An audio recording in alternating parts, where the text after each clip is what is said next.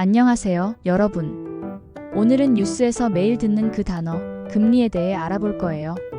금리가 올랐대요. 금리가 내렸대요. 이런 뉴스 많이 들어보셨죠?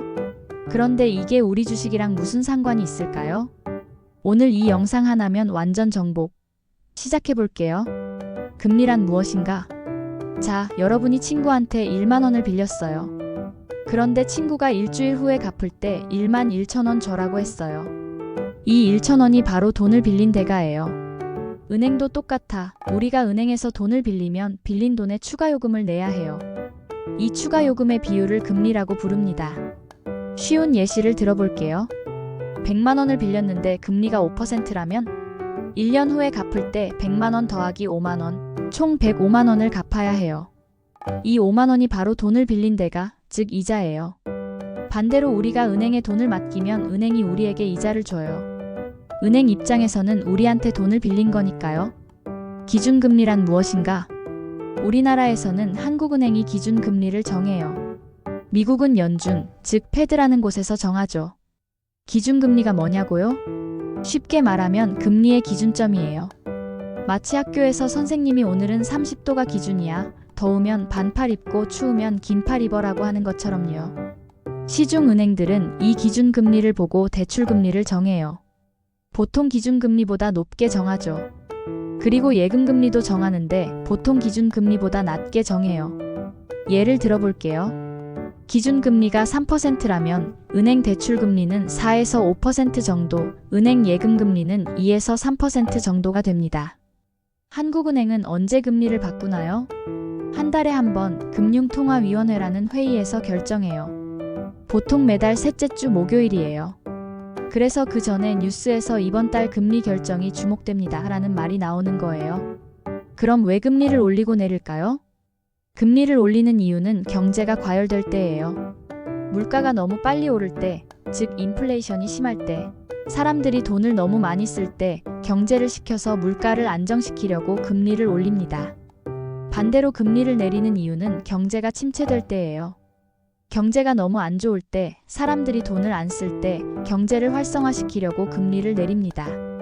자, 그럼 역사 속에서 금리 이야기를 해볼까요? 2020년 코로나 팬데믹 상황을 기억하시나요? 전 세계가 멈춰섰죠.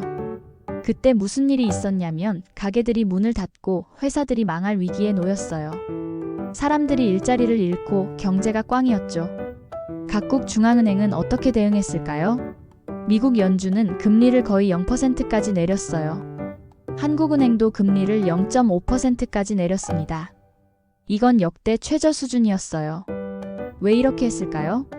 싸게 돈을 빌려서 경제를 살리자는 거였어요. 회사들은 이자가 거의 없네. 대출받아서 직원 월급이라도 주자 이렇게 생각했고, 개인들은 이자가 낮네. 대출받아서 집이라도 사자 했죠. 정부도 싼 이자로 돈 빌려서 재난지원금 주자 이렇게 했어요. 결과는 어땠을까요? 주식시장이 폭등했습니다. 2020년 3월에 코스피가 1400선까지 폭락했다가 2021년 6월에는 코스피가 3300선을 돌파했어요. 왜 이런 일이 생겼냐면 예금 이자가 거의 없으니까 다들 주식으로 몰려들었거든요. 동학개미운동이라는 말 기억나시죠? 회사들도 싼 이자로 돈 빌려서 사업을 확장했어요. 그 다음은 어떻게 됐을까요? 2022년부터 금리 인상이 시작됐습니다. 문제가 생겼어요. 물가가 폭등한 거예요. 너무 많은 돈이 풀리고 사람들이 돈을 너무 많이 쓰니까 물가 상승률이 5에서 6%까지 올라갔어요. 그래서 금리를 다시 올렸습니다. 미국은 0%에서 5.5%까지 급격히 인상했고 한국은 0.5%에서 3.5%까지 인상했어요. 결과는요? 주식시장이 다시 하락했습니다. 2022년부터 2023년까지 주식시장이 큰 조정을 받았어요. 특히 성장주, 테슬라나 넷플릭스 같은 주식들이 큰 타격을 입었죠. 여기서 얻을 수 있는 교훈은 뭘까요? 금리는 경제의 온도 조절기 같다는 거예요. 경제가 차가울 때는 금리를 내려서 데우고 코로나 때처럼요. 경제가 뜨거울 때는 금리를 올려서 식힙니다. 인플레이션 때처럼요. 금리가 주식에 미치는 영향. 그럼 금리가 오르면 주식이 왜 떨어질까요? 첫 번째 이유, 회사들이 돈 빌리기 어려워져요. 회사들도 사업하려면 은행에서 돈을 빌려요. 금리가 오르면 이자 부담이 커지니까 투자를 줄이게 되죠. 그러면 회사 성장이 느려지고 주가도 내려가요. 두 번째 이유, 예금이 매력적으로 보여요. 예를 들어볼게요. 금리가 1%일 때는 은행에 맡겨봤자 이자가 별로네. 주식에 투자하자. 이렇게 생각하잖아요. 근데 금리가 5%일 때는 은행에만 맡겨도 5% 받네. 위험한 주식보다 은행이 낫겠다. 이렇게 생각하게 돼요. 투자자들이 주식을 팔고 예금으로 갈아타면 주가가 내려가죠. 세 번째 이유는 조금 어렵지만 중요해요. 할인율 개념이에요. 회사의 미래 이익을 현재 가치로 환산할 때 금리를 사용해요. 쉬운 비유를 들어볼게요. 1년 후 받을 100만 원과 지금 받는 100만 원 중 뭐가 더 좋아요? 당연히 지금이죠. 금리가 높으면 미래의 돈 가치가 더 떨어져 보여요. 그래서 성장주, 즉 미래의 돈 많이 벌 회사의 가치가 낮게 평가되는 거예요. 반대로 금리가 내리면 주식이 오르는 이유는 위에 반대예요. 회사들이 싸게 돈을 빌려서 투자를 늘리고 예금 이자가 낮아서 사람들이 주식으로 몰리고 미래 이익의 가치가 높아 보이는 거죠. 뉴스 보고 실전 대응법. 이제 가장 중요한 부분입니다. 뉴스에서 다음 달 금리 인상 예상이라는 뉴스가 나왔어요. 어떻게 해야 할까요? 잘못된 대응은 헐, 주식 다 팔아야겠다 하는 거예요. 패닉은 금물입니다. 올바른 대응을 알려드릴게요. 1단계, 침착하게 상황을 파악하세요.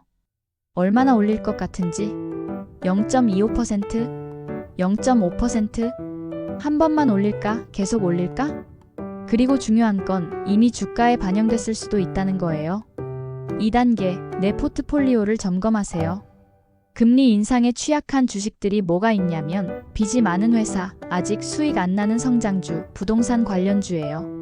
반대로 금리 인상에 강한 주식들은 은행주, 대출 이자 수익이 증가하니까요. 보험주, 그리고 배당주는 안정적인 회사들이 강해요. 3단계, 점진적으로 조정하세요.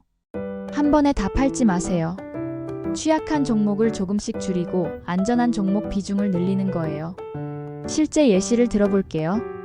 2022년 금리 인상기에 카카오뱅크, 카카오페이 같은 성장주는 60에서 70% 폭락했어요. 반면 KB금융, 신한지주 같은 은행주는 선방했죠. 배당주인 SK텔레콤, KT도 상대적으로 안정적이었어요. 이번엔 금리 인하 가능성 뉴스가 나왔어요. 어떻게 대응해야 할까요? 1단계, 확신하기 전에 기다리세요. 가능성과 확정은 달라요. 실제로 내릴 때까지 기다리는 것도 전략입니다. 2단계, 성장주 관심 목록을 만드세요. 금리 인하 시 수혜 예상 종목은 IT, 바이오 같은 성장주, 부동산 관련주, 건설주예요. 3단계, 분할 매수 전략을 쓰세요. 한 번에 몰빵하지 마세요. 2에서 3번에 나눠서 사는 거예요. 금리 인하 발표 나오면 1차 매수, 실제 인하 시행되면 2차 매수 이런 식으로요. 실제 예시를 들어볼게요. 2024년 하반기 상황에서 미국 연준이 금리 인하 신호를 줬어요. 그 전부터 AI 관련주, 엔비디아 같은 주식들이 먼저 반등했죠. 실제 인하 전에 이미 주가가 많이 올랐어요. 마지막으로 금리 동결 뉴스가 나왔어요. 이건 무슨 의미냐면 현재 상태를 유지한다는 뜻이에요. 대응법은 급하게 움직일 필요 없어요. 현재 포트폴리오를 유지하고 다음 금통위 결과를 지켜보면 됩니다. 하지만 시장이 인하 기대했는데 동결이면 어떻게 될까요? 실망 매물로 주가가 하락할 수 있어요. 이럴 땐 오히려 저가 매수 기회가 될 수도 있습니다. 핵심 원칙 3가지를 기억하세요. 첫째, 뉴스는 참고용, 맹신은 금물이에요. 전문가들도 예측을 틀려요. 금리 인상 확실이라던 뉴스가 동결로 끝나기도 해요. 둘째, 시장은 이미 알고 있다는 거예요. 금리 변화 뉴스가 나오면 이미 주가에 반영됐을 수 있어요. 소문에 사서 뉴스에 팔아라는 말도 있잖아요. 셋째, 장기 관점을 유지하세요. 금리는 계속 변해요. 좋은 회사는 금리가 오르든 내리든 결국 성장합니다. 단기 변동에 흔들리지 마세요. 실전 체크리스트예요. 금리 뉴스가 나왔을 때 자문해보세요. 이 금리 변화는 일시적일까? 장기 추세일까? 내 주식들은 금리에 얼마나 민감할까? 시장은 이미 이 뉴스를 반영했을까? 내 투자 기간은? 1년, 5년, 10년, 그리고 마지막으로 패닉에 의한 결정은 아닐까? 오늘은 금리에 대해 정말 디테일하게 알아봤어요. 오늘 배운 내용 정리할게요. 첫째, 금리는 돈을 빌리는 대가예요. 둘째, 기준금리는 한국은행이 정하는 금리의 기준점이고 매달 셋째 주 목요일에 결정돼요.